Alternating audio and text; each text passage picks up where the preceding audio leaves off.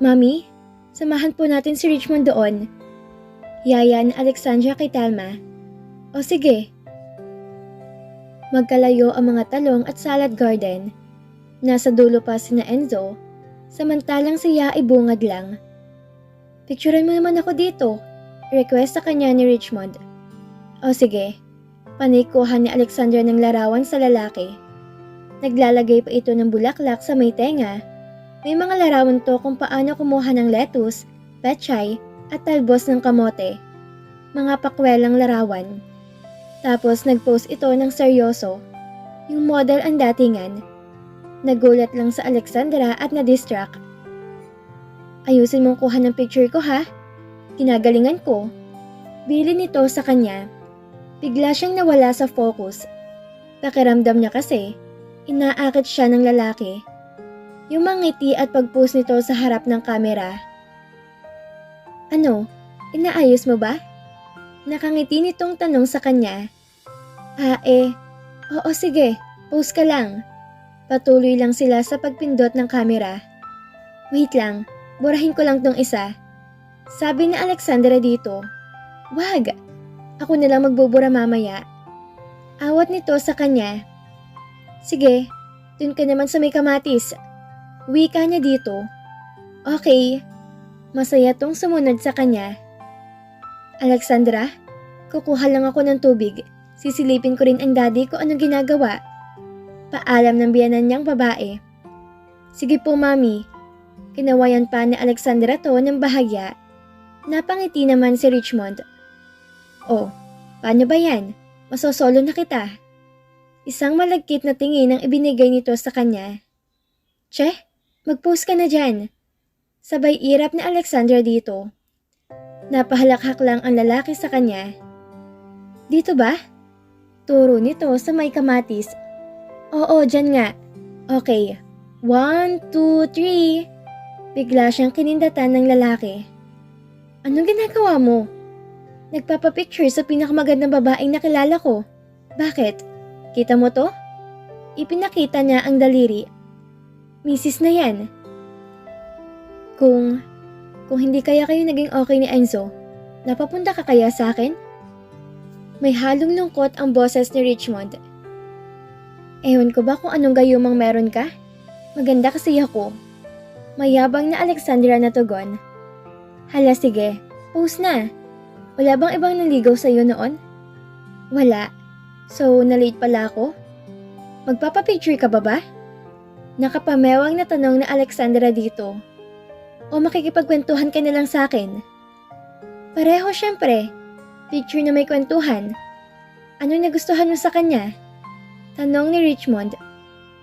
Kapag nagmahal ka, hindi mo na maaaring tanungin ng sarili mo kung anong nagustuhan mo sa tao. Kasi puso mo naman ang nagdidikta kung anong nagugustuhan mo sa tao. Hindi man lang ba sumagi sa isip mo na sana dumating ako agad para hindi ko naging komplikado ang buhay mo? Noong una, oo sumagi yan sa isipan ko. Pero alam mo, ang puso mahirap yung turuan. Lalo na kung nakatato na dyan ang naging pagmamahal mo sa isang tao. Ang swerte ni Enzo, no? Pinaglalaanan mo siya ng oras mo, kahit minsan ka na niyang binaliwala. Yun kasi ang tinatawag na pagmamahal. Bata pa lang naman ako, si Enzo na talaga yung gusto ko. So wala nang dapat pang hanapin. Sa totoo lang, may mga nanligaw din naman sa akin noon. Pero nag-uumpisa pa lang sila, kasi sila agad sa akin. Dahil nga ayoko naman silang paasahin. Lalo lang sila masasaktan kapag pinaasa ko sila, hindi ba? Ika nga, prevention is better than cure. Sana lahat ng babae ganyan ang mindset, no? Kailan kaya ako makakakita ng katulad mo? Nag-iisa lang ako kaya sorry ka. Nakangiting sagot ni Alexandra dito na ikinagikhik naman ito. Napaka-funny mo talaga. Inayos ito ang sariling suot. Tapos na ba kayo dyan? Tinig yun ni Enzo. Nasaan si Mommy? Kumukuha ng tubig. Sagot ni Alexandra. Pumunta nga kayong dalawa doon para makunan ko kayo ng picture. Utos na Alexandra kay Paulo at Enzo. Sumama ka na, Alexandra. Ako nang kukuha ng picture nyo. Nakangiting sabi ni Florence. Kayo na po kaya daddy ang sumama doon, sabi niya sa biyanan. Ikaw na lang at mga bata pa kayo. Nakakahiya namang may senior na kasama. Sige na. Nagkuhanan sila ng picture gamit ang cellphone ni Richmond. Madami silang post na ginawa. Sa tulong na rin ng lalaki, nagkunwari pa silang namimitas ng mga gulay. Pagbalik ni Mami Telma, may dala na tong merienda at tubig na kanilang pinagsaluhan. Tuloy ang kanilang kuhanan ng picture hanggang mag-alisan ng kanilang mga bisita. Nagpapata sa Alexandra ng mga files sa cabinet nang tawagin siya ng asawa niya. Bakit? Tanong niya. Nakita mo na ba ang post ni Richmond? Ipinost yung makakuha mo sa kanya. Sabi ni Enzo. Yung madami tayo, pinost ba niya? Tanong na Alexandra. Tiningnan niya ang picture na sinasabi ni Enzo. Nagulat siya. Ito yung mga picture na kuha niya dito. Talagang parang inaakit nito ang kumukuha ng larawan. Walang iba kundi siya. Bakit ganyan ang mga picture niyan? Parang inaakit ka. Napakunot ang noo ni Enzo. Sanay lang siguro siya mag-model talaga, kaya ganyan yung style niya. Pagdadahilan na Alexandra dito. Pati pala to napansin yun? Sa bagay, baka nag-iisip lang ako ng hindi maganda. Itinago na ni Enzo ang cellphone sa bulsa. Parang nagugutom na ako. Gusto kitang kainin. Wika ni Enzo. Baliw, busy ako ngayon no? Ang dami kong pending na trabaho. Magtrabaho ka na nga lang din? Iniwan na ni Alexandra ito, pero iniisip pa rin ni Alexandra ang tungkol sa mga photos ni Richmond. Malamang, nag-a-assume lang siya na inaakit siya nito. Saka tama naman ang asawa niya. Modelo naman nga ito. Kaya baka alam lang kung paano i-captured ang mga moment at makipag-communicate sa mga photographer. Nailing na lang siya. Alam ni Alexandra na mabait si Richmond at mabuting tao. Kaya tama lang siguro na maging kaibigan nila to kahit nagpapalipad hangin to sa kanya noon pa man. Naantala ang kanyang pagmumuni-muni nang dumating ang kanyang mga biyanan kasama sina Lolo at Alaysa. Namimiss na daw ng lolo mong opisina. Masayang bungad ni Telma. Maganda ang progress nito dahil ang pakiramdam nila ay may naaalala pa ito nitong mga nakaraan lang naganap. Kamusta na po kayo, Lolo? Niyakap ni Alexandra ito. Ang gwapo niyo ngayon Kaya nga, ang gwapo talaga ni Lolo ngayon. Wika rin ni Enzo. Saan ba tayo pupunta? Tanong ng lolo niya sa kanyang daddy. Mamamasyal tayo. Diba sabi niyo naiinip na kayo sa bahay? Kaya ito, pupunta tayo sa mall. Sasama ba kayo mag-asawa? Tanong ni Telma sa kanila. Teka mami, pupunta kayong mall? Paano si Lolo? Baka mapagod siya. Anak, may wheelchair kaming dala. Sagot ni Florence. Ako naman sir ang magtutulak ng wheelchair para hindi niya mapagod si na ma'am. Nakangiting sagot ni Alaysa. Diba off mo? Tanong ni Enzo dito. Nabanggit kasi sa akin ni na ma'am na gusto daw mamasyal ni Lolo sa mall, kaya hindi muna ako nag-off. Sagot ng babae. Marami pa namang pagkakataon Buti nga at umayag sa Alaysa. Wika ni Florence. Hindi kasi kayo umuwi ngayon. Bakit ba kayo nasa office? Tanong ni Telma. May hinahabol po kami mga papers. Kaya naman po namin kaya hindi na kami nagpapapasok na maraming tauhan. Admin lang po yung kinakailangan namin. Sagot na Alexandra. Hindi ba kayo sasama sa amin? Tanong ni Florence sa kanila. Susunod na lang po kami, Dad. Sagot ni Enzo. Aayusin lang po namin to. Diyan lang naman po ang mall sa malapit. Magtitingin-tingin muna ako dito. Wika ni Lolo Miguel. Ano ang nagbago sa opisina mo, Florence? Tanong nito sa kanya. Florence naman si Enzo sa paningin nito. Sasamahan muna namin si Dad. Paalam ng kanyang ama. Sige po. Kinawayan nilang dalawa ang mga biyanan niya. Sana maging okay pa si Lolo, no? Sabi ni Alexandra sa asawa. Namimiss ko na siyang kukwentuhan eh. Pero tinapatan naman tayo ni Doc, hindi ba? Walang gumagaling sa ganyan. Ang mahalaga, hindi siya masyadong bugnutin. Ganyan naman siya nung kabataan niya pa. Sagot ni Enzo nang initian siya. Namimiss ko rin nga siya. Ang mahalaga buhay naman siya at kasama natin. Naidugtong pa ni Alexandra sa sinabi ng asawa ni Enzo. May appointment pa pala ako sa Tuesday, honey. Sabi ni Enzo sa kanya. Naalala mo ba? Oo, meron nga. Naku, nakalimutan ko agad. Sasamahan ba kita? Siyempre naman, hindi pwede. Biro nito, pinalo niya ito sa braso. Kala ko pa naman kailangan mo ko. Sabay irap na Alexandra dito. Ikaw talaga, Enzo? Maka-Enzo naman to. Parang regular tayong magkatrabaho ah.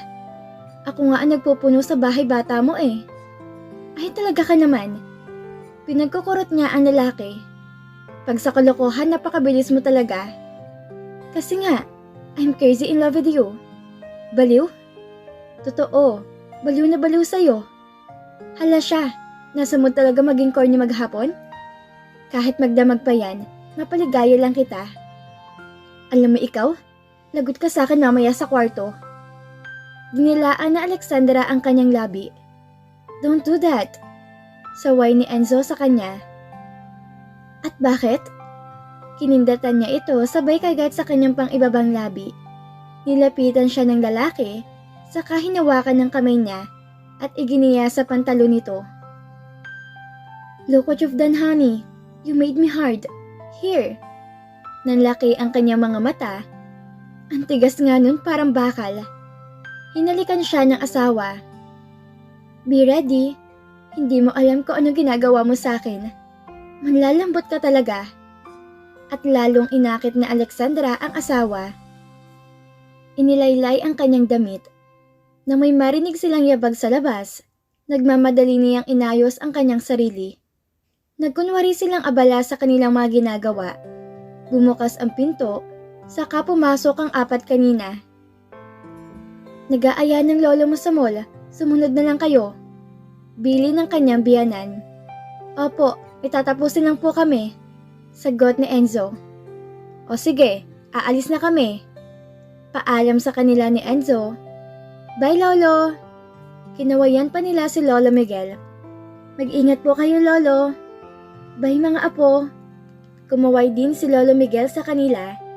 Nagkatinginan sila ni Enzo pagkasara ng pinto. Narinig mo yun? Tinawag niya tayong apo? Sabi ni Enzo sa kanya. Kaya nga eh, nagulat din ako.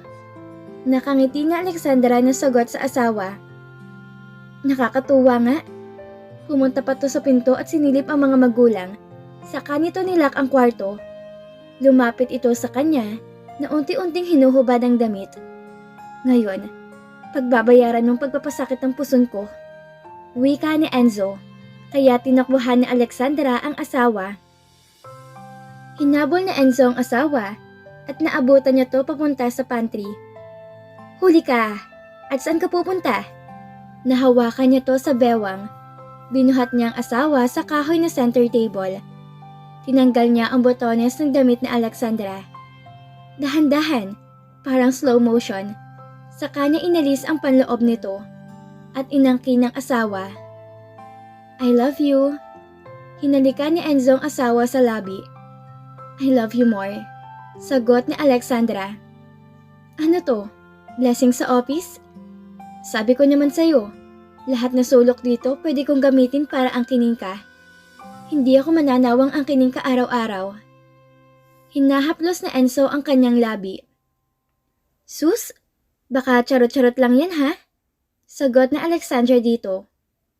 Gusto mo ba ulit-ulitin natin? Tanong sa kanya ng lalaki. Tama na, may pupuntahan pa tayo. Ikaw talaga? Kita mo oh, mahigit 1 oras na. Daig ko pang nag-workout. Ayaw mo nun?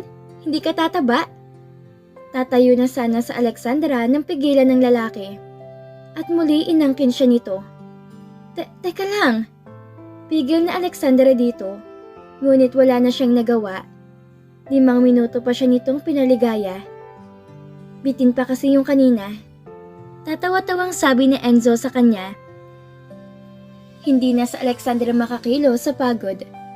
Pero ramdam niya nung kumutan siya ni Enzo ng kumot na mula sa kabinet at lagyan ng unan. Hinalikan pa siya nito sa noo bago niya tuluyang ipinikit ang kanyang mga mata. Nagkulantang si Enzo sa tawag mula sa ina. Nahihimbing pa sa Alexandra sa sofa. Paano mawawala si Lolo? Kasama niya kayo.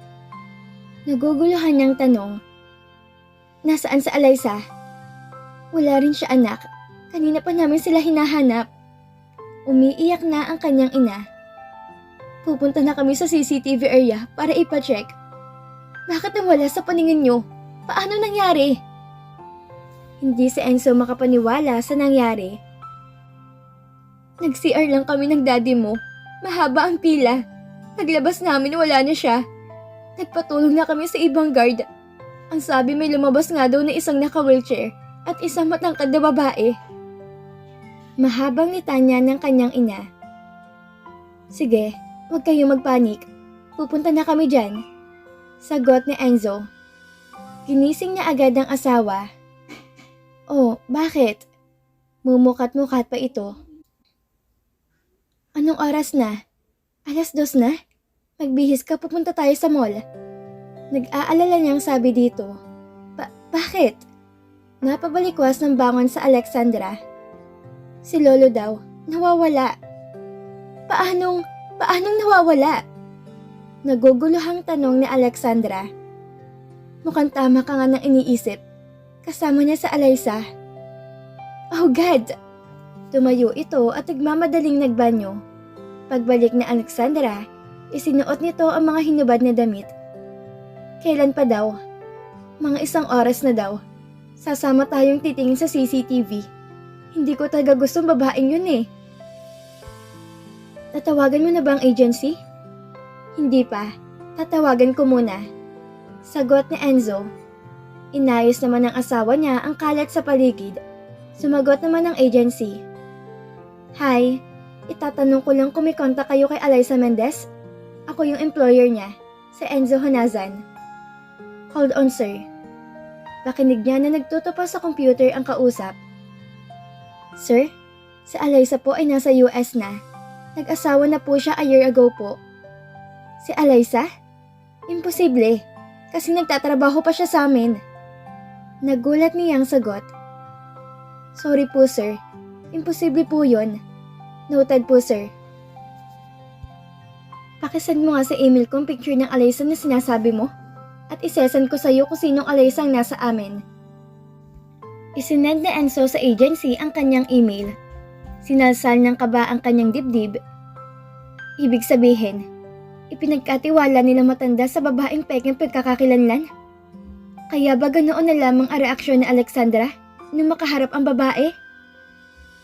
Madaming good qualities ang Alaysa sa CV na nabasa niya at sa agency na yun niya nakuha. Paanong nakalusot ito kung peking identity? Naisahan kaya siya ng isang impostor? Oh, anong sabi? Halika na at baka makita pa natin si Lolo. Yakag sa kanya ni Alexandra. Hindi ni Enzo alam kung paano ipapaliwanag dito ang nangyari. Hindi siya nagsasalita. Niyuyugyug ng asawa niya ang kanyang balikat. Honey, okay ka lang ba?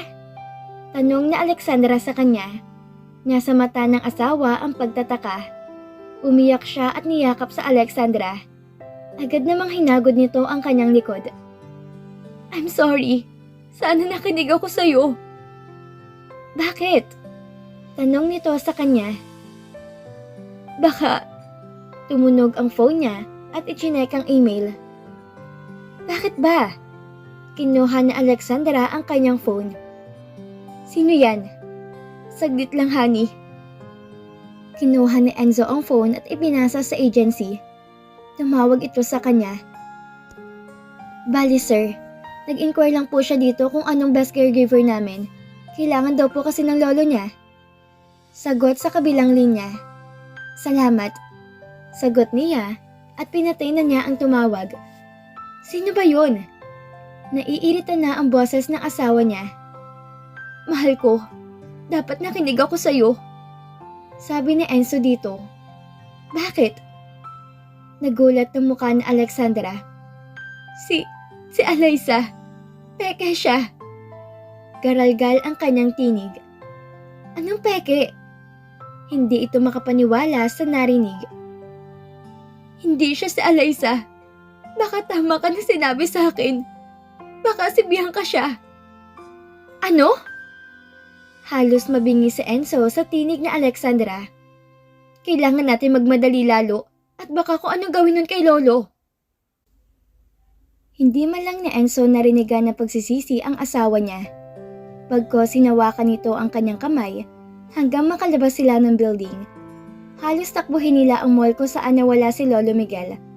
Agad nilang hinanap ang kanyang mga magulang. Kausap ng mga ito ang security ng mall at ang ilang pulis. Iyak ng iyak ang mami niya. Tingnan na natin, ma.